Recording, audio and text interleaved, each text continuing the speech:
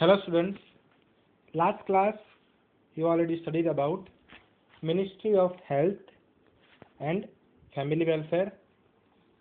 You studied about different functions of Ministry of Health and Family Welfare. In this lecture you will study about Director General of Health Services. We will also study about Central Council of Health and Health Organization at state level. So in this lecture we will see about DGHS, Central Council of Health and Health Organization at state level. So first we will look about DGHS or Director General of Health Services.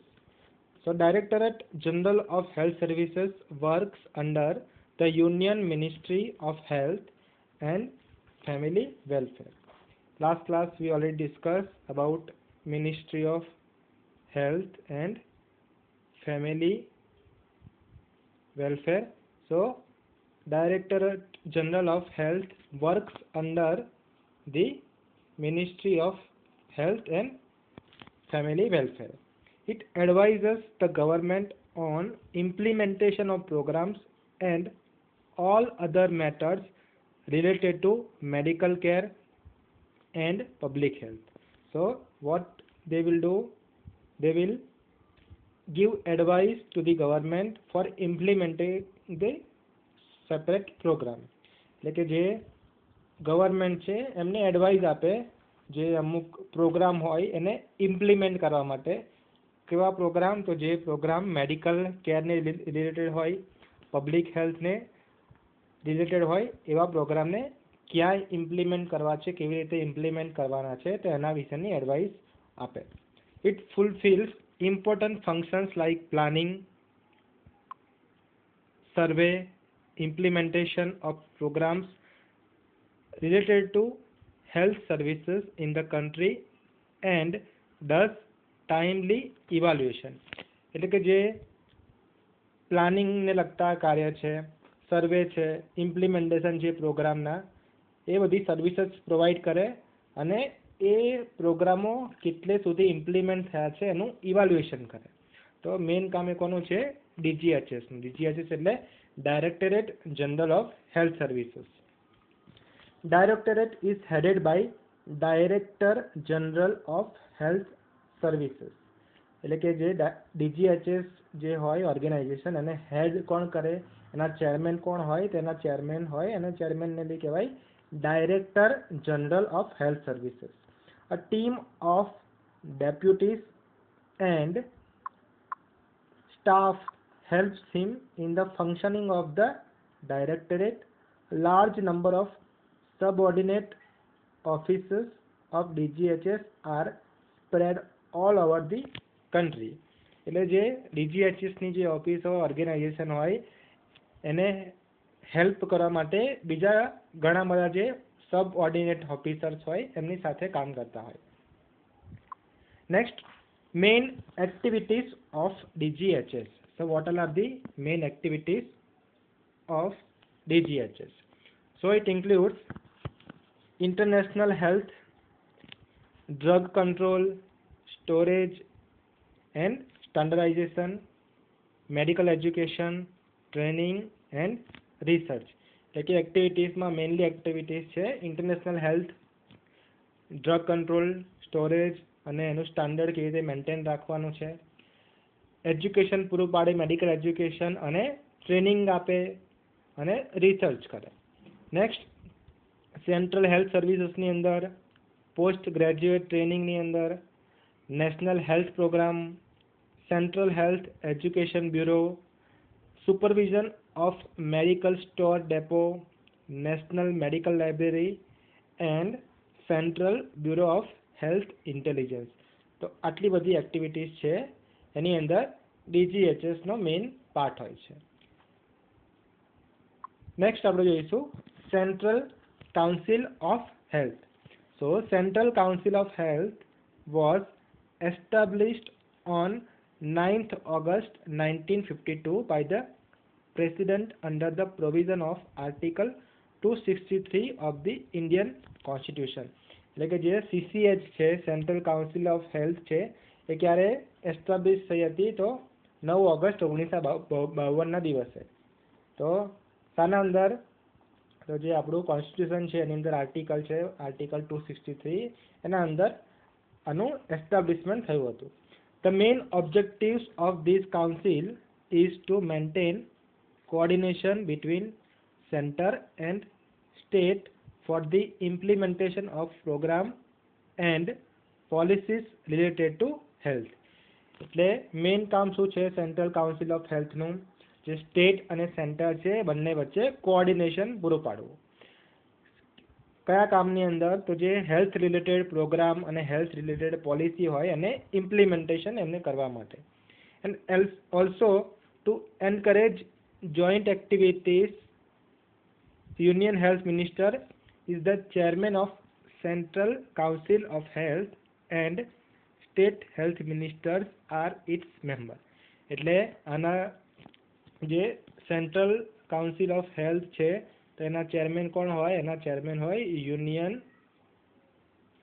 Health minister.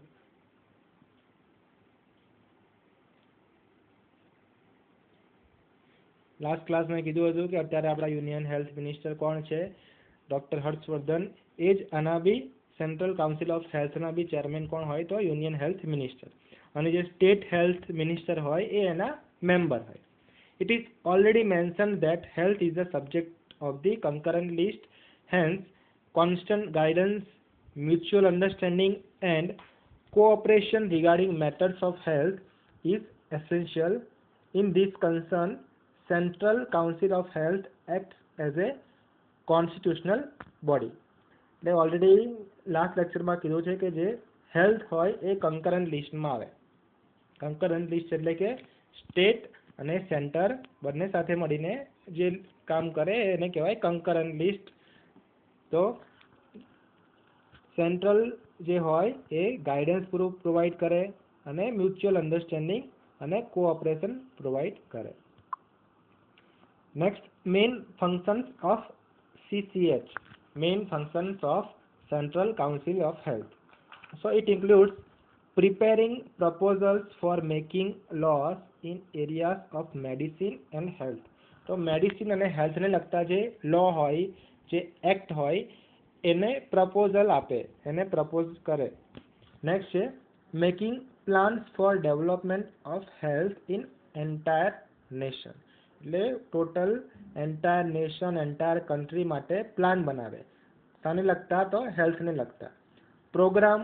Preparing recommendation for providing grants and financial assistance to state and medical services, and also review the activities in the light of grants provided. એટલે કે જે programme થતા હોય કોઈ સ્ટેટની અંદર તો એ પ્રોગ્રામને કરવા માટે એડ પૂરી પાડે. એડ એટલે કે ગ્રાન્ટ પૂરી પાડે, ફાઇનાન્શિયલ સપોર્ટ પૂરો પાડે, money in simple terms money provide કરે.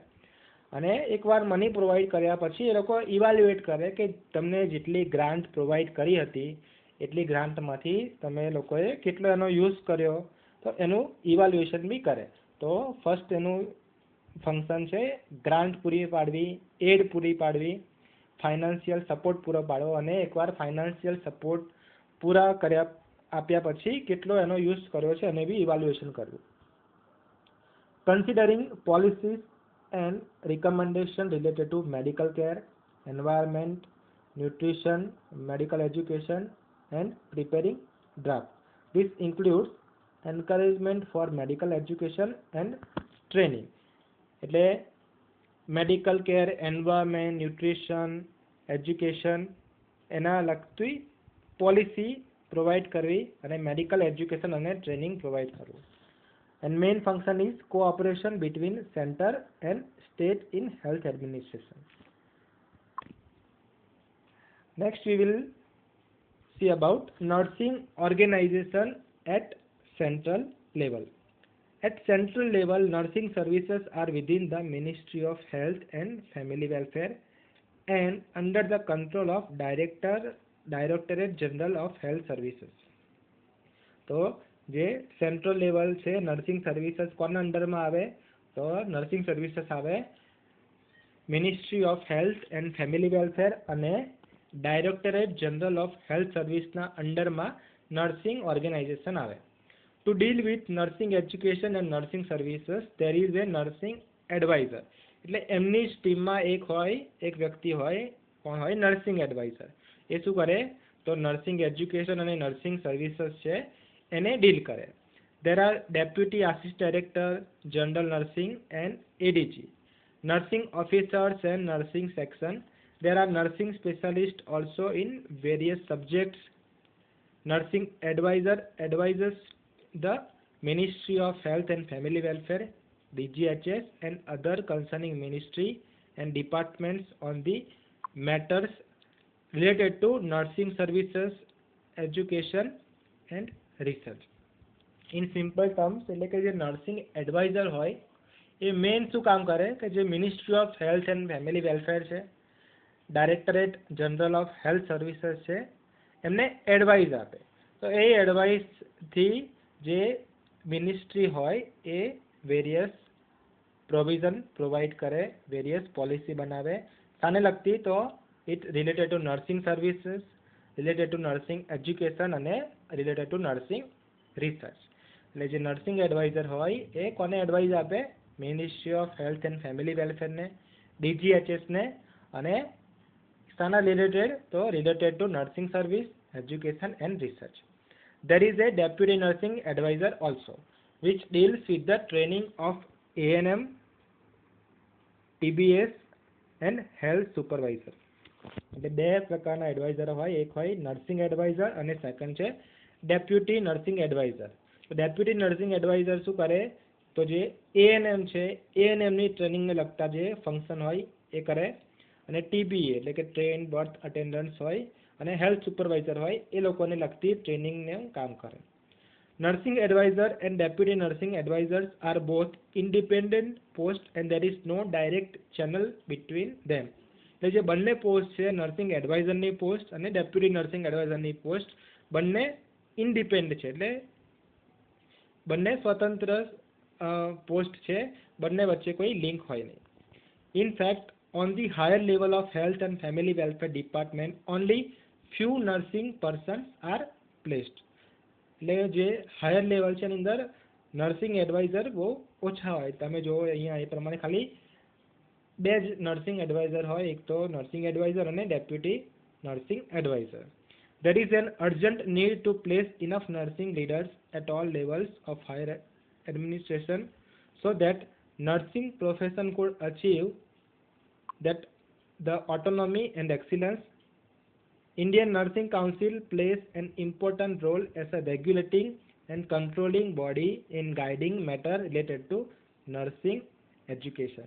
એટલે હજુ વધારે નીડ છે જે મિનિસ્ટ્રી ઓફ હેલ્થ અને ફેમિલી વેલફેર છે એની અંદર વધારે નર્સિંગ એડવાઇઝરની નીડ છે. અને નર્સિંગ એજ્યુકેશનને લગતું ગાઈડિંગને લગતું જે કંટ્રોલિંગ બોડી છે એનું નામ શું છે? INC. એટલે જે ઇન્ડિયન નર્સિંગ કાઉન્સિલ છે એ મેઇન એનું ફંક્શન શું છે તો it regulates and controlling body for guiding matter related to nursing education. એ નર્સિંગ એજ્યુકેશન રિલેટેડ રેગ્યુલેશન અને કંટ્રોલિંગનું કામ કોણ કરે તો Indian nursing council. Next we will look about health organization at state level. So there is a state ministry of health. Health minister of the state is the chief of state ministry of health. Deputy ministers act under him. એટલે જે chief હોય એ કોણ હોય? જે chief હોય ministry of હેલ્થનો સ્ટેટની અંદર એ એનો chairman હોય અને એની અંદર બીજા બધા જે ડેપ્યુટી મિનિસ્ટર હોય એની અંદર કામ કરતા હોય. Chief minister nominates health minister. એટલે જે પર્ટિક્યુલર સ્ટેટના જે CM હોય ચીફ મિનિસ્ટર એ હેલ્થ મિનિસ્ટરને નોમિનેટ કરે. In some states state health and family welfare ministers look after the department of AYUSH while some have the separate minister of state for this portfolio. એટલે અમુક સ્ટેટની અંદર જે ministry of health and family welfare હોય સ્ટેટની એ જ આયુષના બી કાર્ય કરતી હોય, પણ અમુક સ્ટેટની અંદર બંને કાર્ય અલગ અલગ હોય. The state health minister has the political vision and is overall responsible for all the matters related to health in his state. એટલે સ્ટેટ હેલ્થ મિનિસ્ટરનું મેઇન ફંક્શન શું હોય? ઓવરઓલ સ્ટેટની અંદર જેટલા બી હેલ્થ રિલેટેડ ફંક્શન હોય એના માટે રિસ્પોન્સિબલ કોણ હોય? તો state health minister. At the administrative level, health secretary is in charge of the health department. He is an IAS officer. To assist him, there are special secretary, deputy secretaries and other staff. એટલે main health secretary કોણ હોય? તો કોઈ IAS officer હોય, અને IAS ઓફિસરને assist કરવા માટે બીજા સેક્રેટરી હોય, સ્પેશિયલ સેક્રેટરી હોય, બીજા ડેપ્યુટી સેક્રેટરી હોય અને અધર સ્ટાફ હોય. એટલે મેઇન કોણ હોય? IAS ઓફિસર કોઈ હોય અને એની હેલ્પ કરવા માટે બીજા બધા સેક્રેટરી હોય. State minister of health holds the responsibilities of making plans and programs for health service at state level, providing infrastructure, health evaluation, etc. એટલે સ્ટેટ મિનિસ્ટ્રી મેઇન શું કામ કરે? હેલ્થને લગતા પ્લાન અને પ્રોગ્રામ બનાવે ખાલી સ્ટેટ માટે, ઇન્ફ્રાસ્ટ્રક્ચર પ્રોવાઈડ કરે અને હેલ્થ ઇવાલ્યુએશન કરે. State Health Secretariat assists the Health Minister, provides technical advice and executes the policy programs, etc. Through the State Health Directorate, in few states there is a separate secretary for medical education. એટલે કે જે state health secretary હોય એ health મિનિસ્ટરને advice પૂરી પાડે. Next is state health directorate. In the state, State Health Directorate takes responsibility of health services, technical services, and execution of health policies and programs and evaluation. The State Health Directorateનું main function શું હોય? main responsibility શું હોય? કે health services છે અને program છે એને implement કરવા અને એનું evaluation કરવું. Then the Chief of Health Director is Director. Some states in popularity known as Director for Medical and Health Services. For his health, there are Additional Director, Joint Director and Deputy Director. એટલે એમને help કરવા માટે બીજા બી director હોય, additional director હોય, joint director હોય અને deputy director હોય. And Director gives technical advices to the State Health Ministry and government on matters related to health. એટલે હેલ્થને રિલેટેડ જે બી મેટર્સ હોય એની અંદર ટેકનિકલ એડવાઇસ પ્રોવાઈડ કરે હેલ્થ મિનિસ્ટરને. કોણ? તો જે સ્ટેટ હેલ્થ ડાયરેક્ટર હોય, ડાયરેક્ટરેટ, એ એડવાઇસ પ્રોવાઈડ કરે. Last, functions of state health directorate. Assisting in planning for health services in the state. The સ્ટેટની અંદર જે હેલ્થ સર્વિસ હોય એની અંદર આસિસ્ટ કરે. Implementation of national health programs and evaluating their achievements. જે national health programme હોય એને સ્ટેટની અંદર implement કરવા અને કેટલું પ્રોગ્રેસ થયું છે, કેટલું અચીવમેન્ટ મેળવ્યું છે એને ઇવાલ્યુએશન કરવું. Providing all types of health services in the state. The સ્ટેટની અંદર દરેક પ્રકારની હેલ્થ સર્વિસીસ પ્રોવાઈડ કરવી. Controlling food adulteration and also sanitation. Collection of vital statistics. Encouraging reproductive and child health by family welfare, by maternal health. Improvement of nutrition program and medical education. Training of nurses, female health workers and other health workers, એટલે કે જે નર્સર્સ છે, female health workers છે અને બીજા health workers હોય એમને training provide કરવી. Controlling rural and urban health services through district medical officer, providing feedback to the state health ministry regarding health. And last is following the directives of Union Ministry of Health or State Health Ministry. જે બી direction union ministry દ્વારા provide કરવામાં આવે એને follow કરવા. So this all about functions of state medical directory. So in this lecture we already studied about DGHS, CCH and health system at state level. Thank you.